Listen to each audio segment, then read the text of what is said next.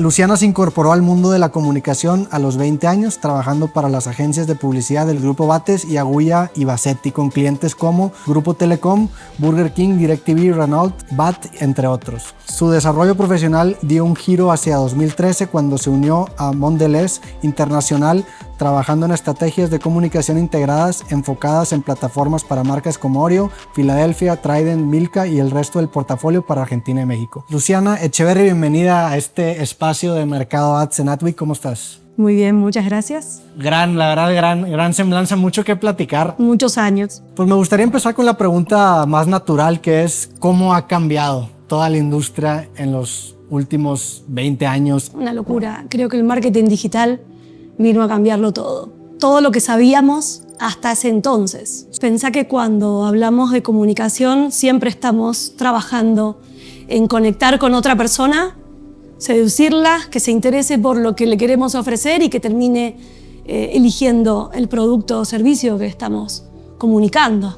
Con lo cual, en la era analógica había, por supuesto, mucho menos, más concentrado, más intenso, te podría decir, y hoy está hiperfragmentado, lo consumimos y lo vivimos diariamente, ¿no? Digamos, el shopper no es más que una persona que nosotros tipificamos en las compañías para tratar de entender mejor. Pero el marketing digital lo cambió todo y creo que la próxima ola lo va a cambiar mucho más, que tiene que ver con la inteligencia artificial generativa y todo lo que se viene. ¿A qué te refieres con más intenso? Como que era antes, tenías menos datos, dependes más del elemento humano, o sea, ¿a eso te refieres con intenso? No, no necesariamente. Okay. Me refiero a más intenso en términos de el punto de vista de las marcas. Okay.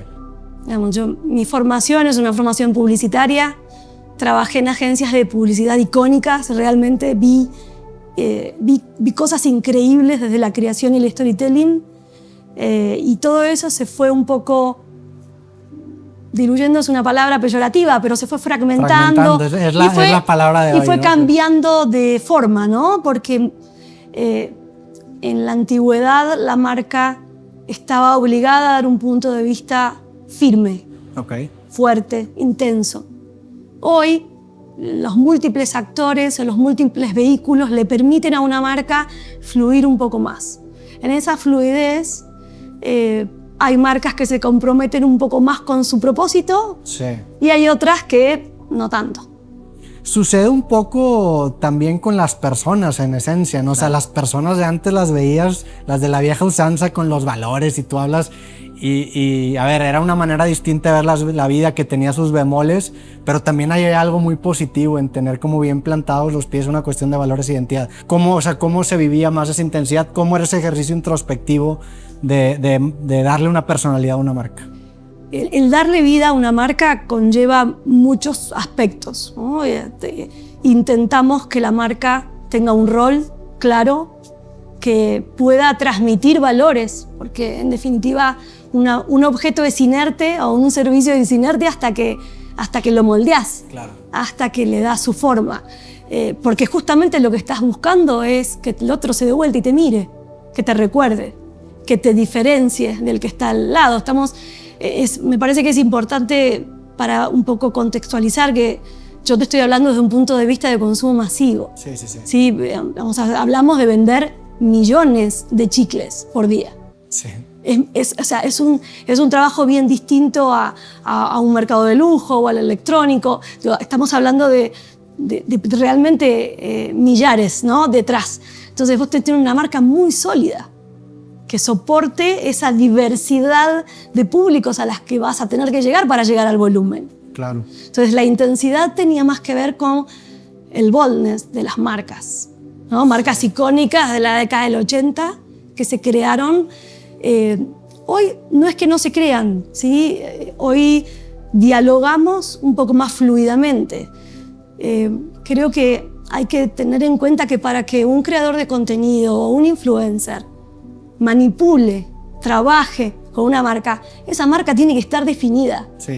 Tiene que tener un lugar claro para que ese creador pueda crear alrededor de esa marca. cuando a mí me tocó crecer en los 90s, principios de los 2000s, la manera en la que se comunicaban las marcas tenía como que una especie de aspiracionalidad muy marcada, ¿no? Que veías de yo quiero ser como aquel atleta que me está vendiendo un desodorante. Claro, ¿no? claro, quería ser Michael Jordan. Y hoy en día hay una comunicación más de yo no quiero ser como él, yo soy él, o sea, somos parte. Somos parecidos. Exactamente.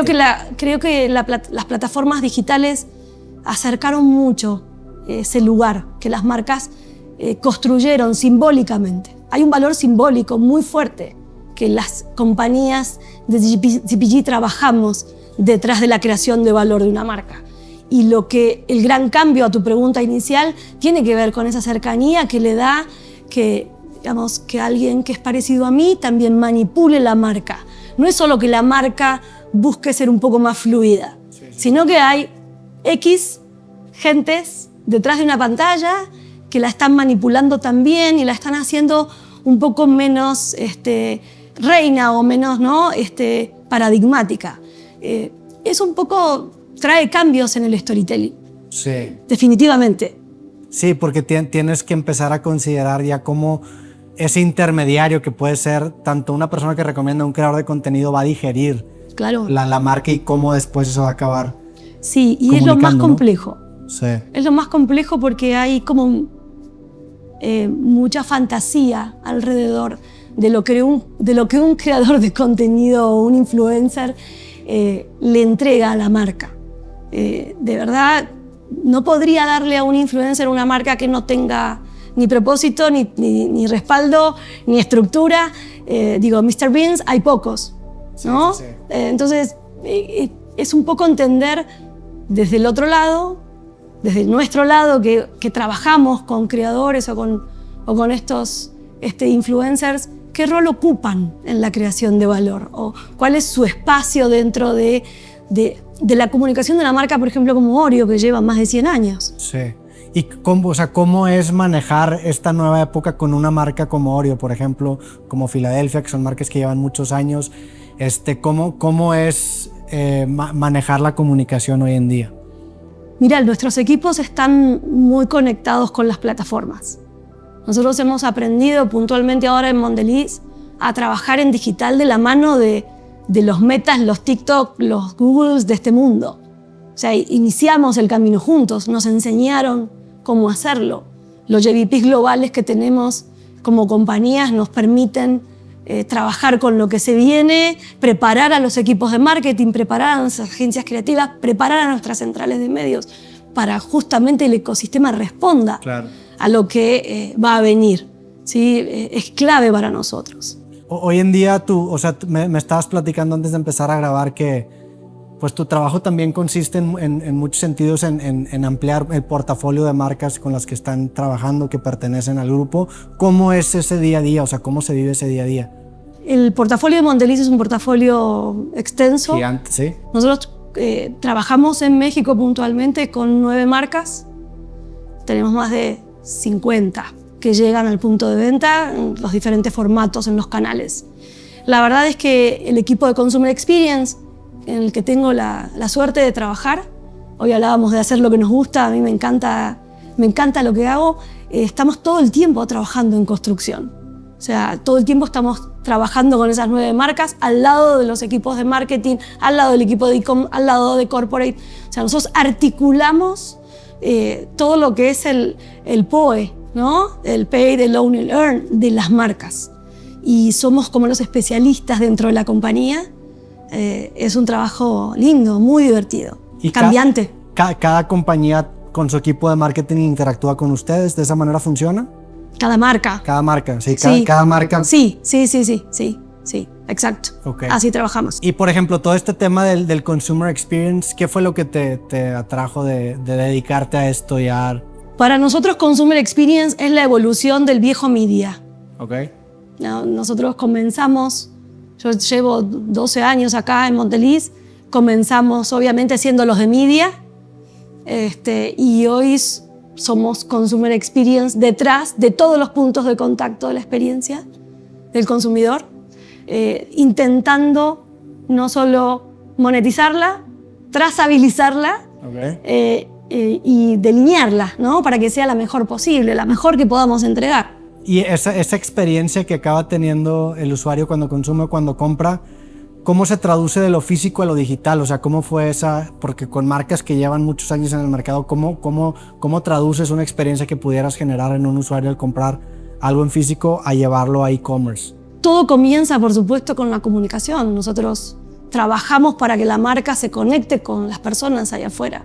Delineamos, diseñamos con estrategias de comunicación en función, obviamente, de cada tópico que haya que tratar, con el objetivo de que te des vuelta y le prestes atención a lo que estamos diciendo, de interpelarlo, de generar ese call to action.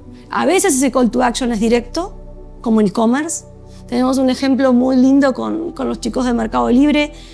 Trabajamos una campaña para Oreo en Navidad, donde integramos absolutamente todo. Integramos la comunicación, integramos el bundle que podías encontrar en Meli, hicimos la trazabilidad completa. O sea, es un trabajo que necesita mucho tiempo porque los procesos todavía son largos, Sí.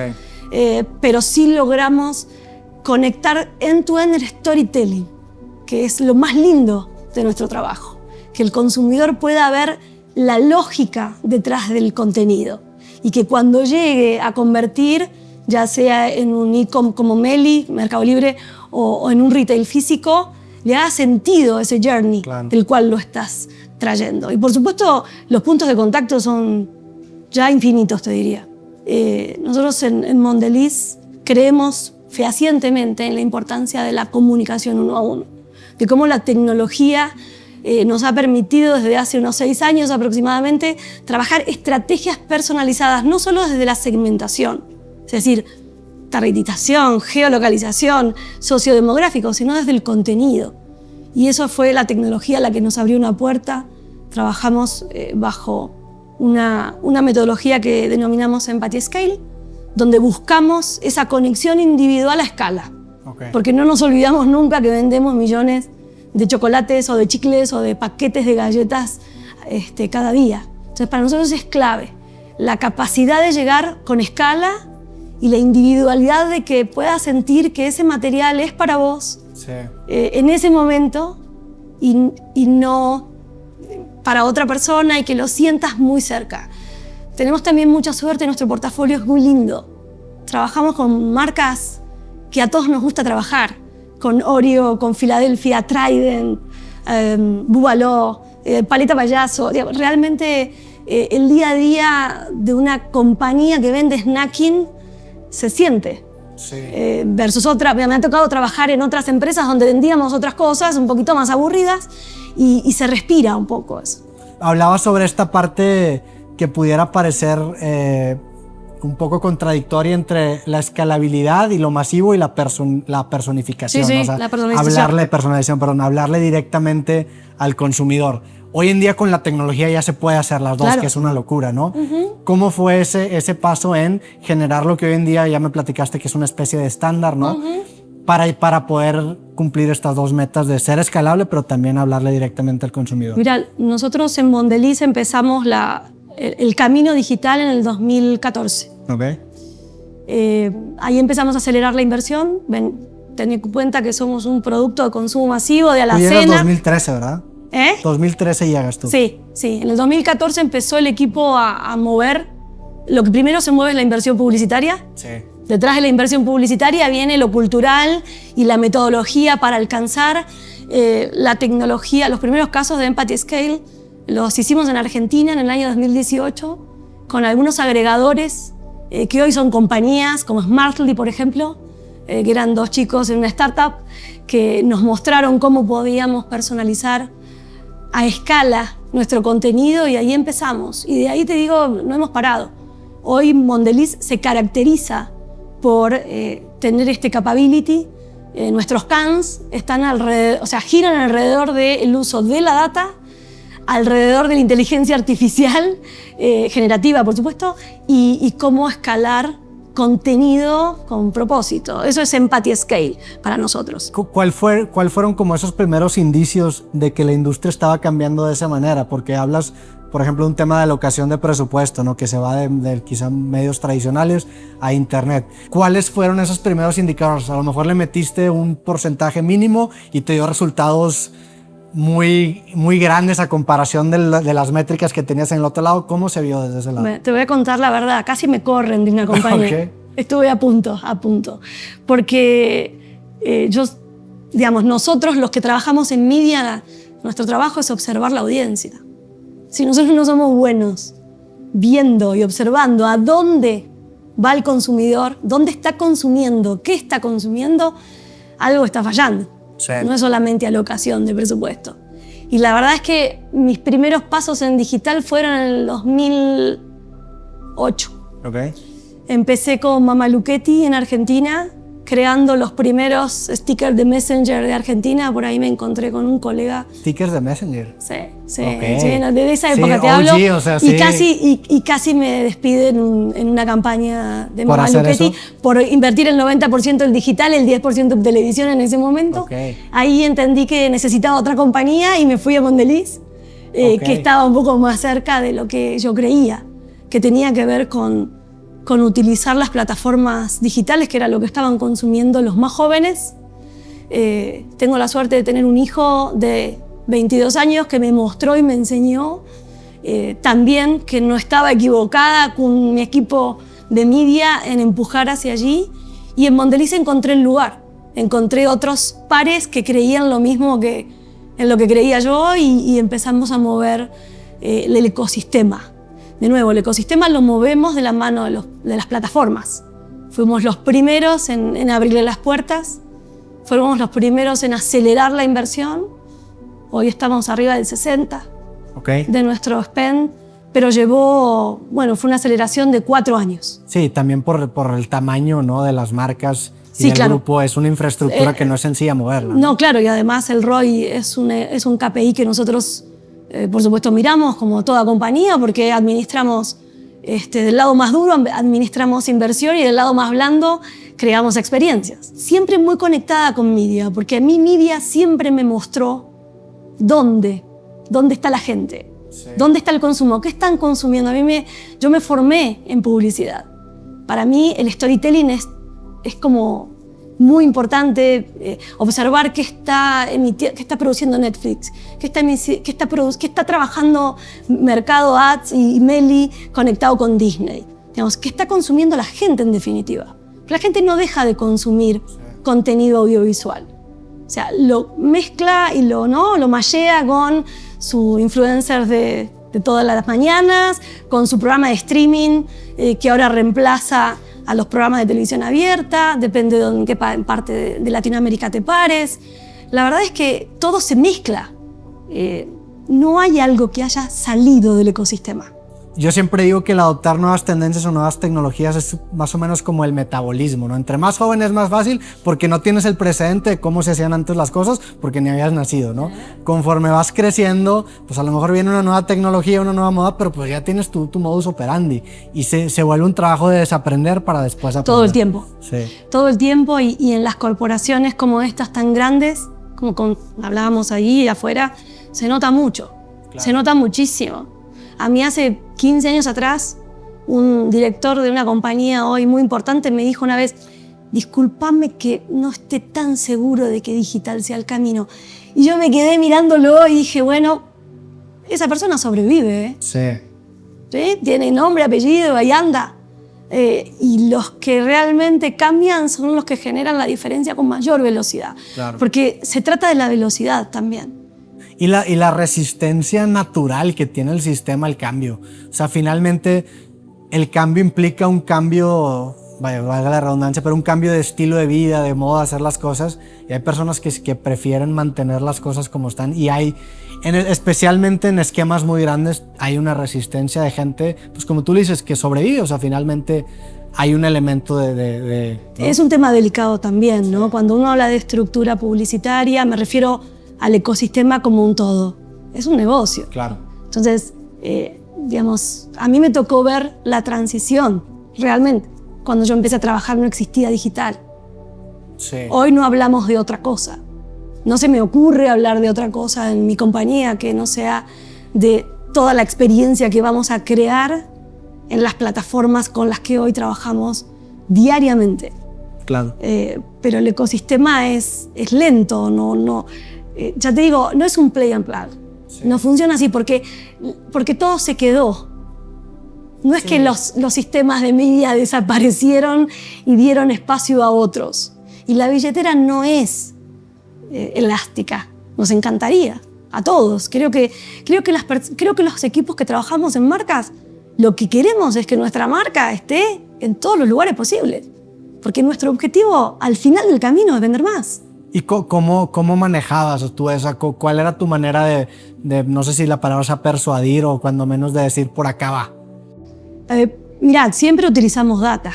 Siempre trabajamos de la mano de nuestros partners con mostrar dónde estaba la audiencia, cómo la audiencia se estaba moviendo.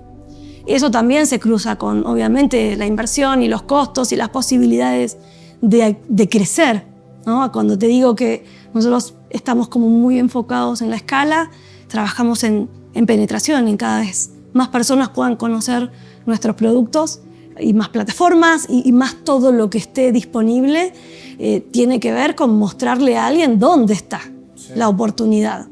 Y como todo, tomamos choices. En Mondelez en su momento el choice fue liderar en digital, dentro de CPG, dentro de nuestros segmentos.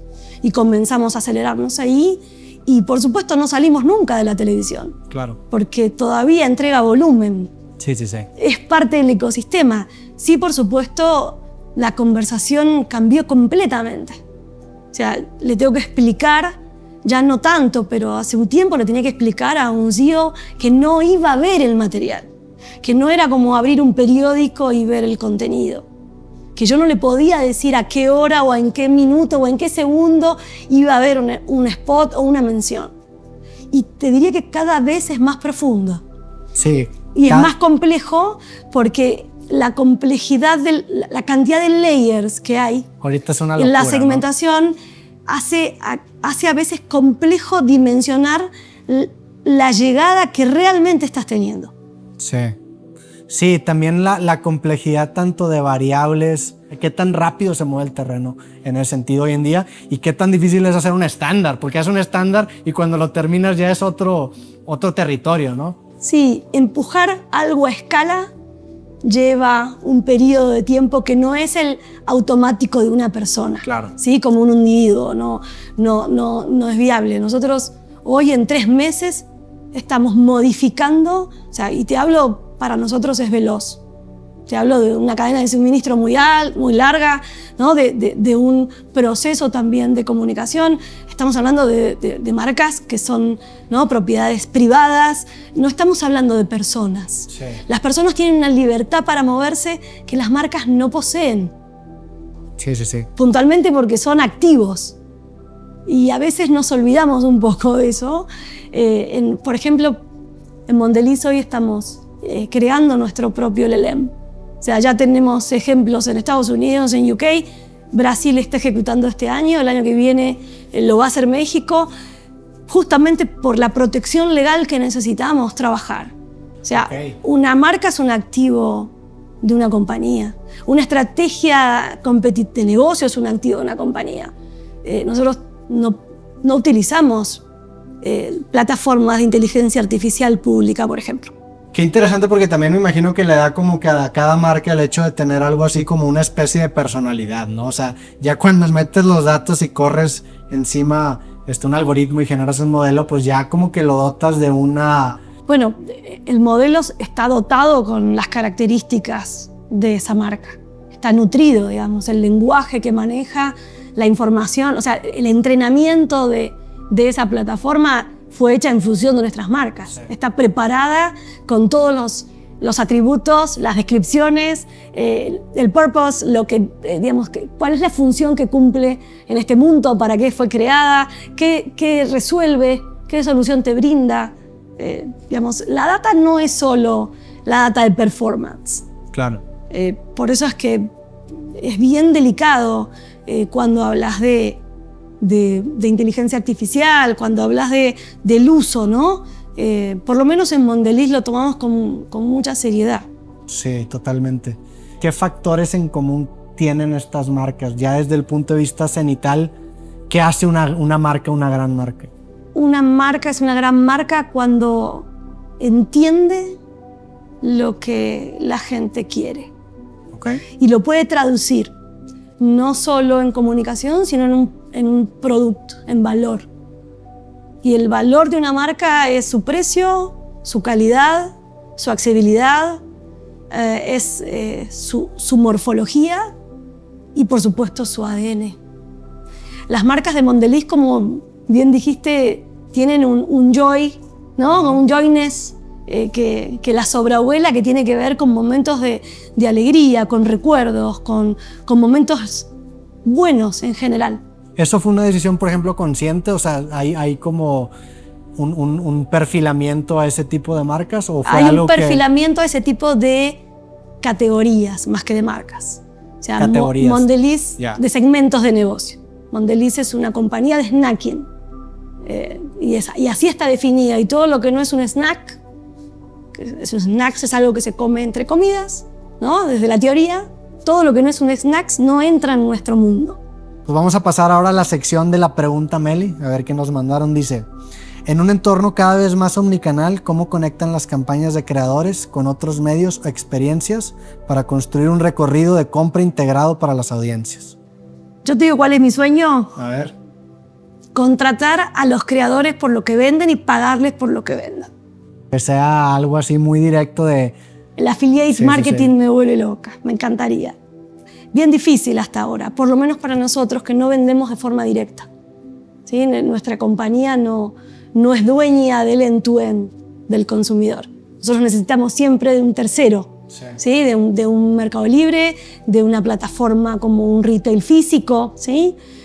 La verdad que tanto los job agents que se vienen como cualquier persona que sienta la necesidad de prender una cámara y articular con nuestra marca o con una marca, digo, ¿no? Un creador de contenido, me parece que como nunca antes puede facturar por lo que vende. Sí.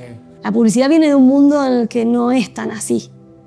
La publicidad viene de un mundo donde la inversión no tenía un retorno claro. Sí. Quizá antes el único dato era pues cuánto dinero entró y cuánto salió, ¿no? O sea, si nada más tienes esa métrica está muy sucia, ¿no? O sea, puede ser claro que sí. Cambió por factores externos que a lo mejor ni estás considerando, ¿no? Y es bien complejo la atribución. Sí, exactamente. En el mundo físico, ni te digo, en el mundo virtual, las plataformas de retail claramente nos ayudan a los que no vendemos realmente de forma directa, a los que no somos dueños de nuestra propia plataforma, nos dieron una luz que no teníamos. Ya especulando al futuro ¿qué viene? El cambio de redes fue un cambio de plataforma. No lo veo tan drástico como que vamos a transitar, porque la automatización que las plataformas pueden ofrecernos es realmente fabulosa. Desde CPG, que de verdad somos una industria más antigua, un poco más tranquila, ¿no? Como más tradicional, si se quiere, tener la capacidad de automatizar ciertas etapas del funnel, automatizar el entregable, conectarlo con el stock, conectarlo con la oferta, modificar la oferta. O sea, es algo que para nosotros no es posible articular solos. Aquí estás hablando sobre una automatización sobre la automatización, claro, ¿no? Sí, sí. Y lo que puede llegar a producir son cosas que sinceramente a veces ni siquiera podemos imaginar qué va a pasar, ¿no? Y se viene una nueva generación de hardware bien interesante, que ahorita pasa un robot, o sea, vienen los robots, vienen tantas cosas que se vuelve muy complicado también adivinarle a qué sigue. Está bien interesante. A mí me parece que nuevas ocasiones de consumo, mayor información, no con mayor granularidad, porque hoy la granularidad existe, pero mayor riqueza en encontrar esos nichos de negocio que a simple vista no aparecen, sí, que hoy no estamos pudiendo capturarlos, tal vez con la velocidad que podría entregar la automatización. Ya te digo, Job Agents, o sea, trabajar con, recomendación, que vos ya no estés pensando en ir a hacer el súper, ¿sí? Que no sea un tema para vos, que para vos, que tenés 30 y pico, no sea un tema. Imagínate los que vienen detrás tuyo, que tienen 20 y pico, no saben ni lo que es un súper. Sí. Ni saben, o sea, ni les interesa, no es un tema. Creo que Sí, son formas de vida que se olvidan. hoy le preguntás a un chico de 20 años si consume Facebook y te dice que no. Y la mitad de su tiempo son Reels. Sí. Ni se da cuenta. Oye, ya para terminar tenemos una dinámica en donde el invitado anterior de este formato te mandó una pregunta. Okay. Entonces la invitada anterior se llama Ceci Aguilera, que es creadora de contenido y dejó esta pregunta para ti. ¿Cuál consideras que será el porcentaje de publicidad que se va a destinar al influencer marketing? Digo, también siendo creadora de contenido, sí, una pregunta interesante. Cuando podrías generar un modelo IA. Lo podría generar si a la gente le interesa. Sí, tendría que tener esa Si no, no aceptación. lo generaría. La Por más clave la es que no tecnología- se den cuenta, ¿no? O sea, ahí es cuando pase automáticamente y que tú ni siquiera puedas llegar a distinguir ahí. Bueno, no me parece muy divertido, la verdad. Sí, no, No te voy a mentir. Tiene sus... Me parece que ser fair con el otro es la clave de la relación uno a uno. Y no importa si es una marca o es una persona.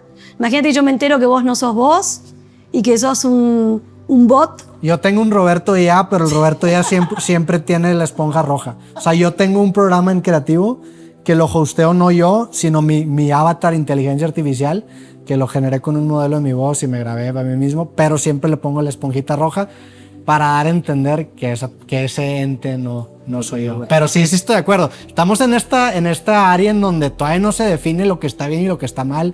O sea, es un área muy gris, finalmente, en ese sentido. Sí, como voy a ser coherente con lo que dije antes, el mayor caudal de una compañía de marcas es invertir en crear la marca, en darle vida a la marca, en que la marca tenga su definición, se pueda diferenciar, que vos puedas hablar de esa marca, que puedas describirla. Si yo te dijese que voy a invertir más del 50% en influencers, no podría hacer eso. Sí. No podría Sí. crear una marca, formarla para dársela a alguien que hable con ella o por ella. Sí. Entonces, por ahí va mi mirada. No se va a quedar con la creación de marca. Y ya para cerrar esta sección y pasar la bola al siguiente capítulo, te toca a ti mandarle una pregunta a nuestro siguiente invitado. Nuestro siguiente invitado es David Chávez, vicepresidente de marketing en Barcel. ¿Qué me das de pregunta para que yo le haga en el futuro? Yo a Barcel le preguntaría cómo están delineando, es una pregunta de negocio, no es una pregunta de comunicación. Sí. ¿Cómo están delineando el paladar de Latinoamérica? Pues gran pregunta, el siguiente capítulo escucharemos la respuesta de David Chávez. Pues con esto terminamos, Luciana, de verdad un gustazo haberte conocido, haber platicado contigo. Gracias a todos los que escucharon allá afuera, los que escucharon en el futuro, en el video. Y pues Luciana, muchísimas gracias por tu tiempo. Gracias a vos.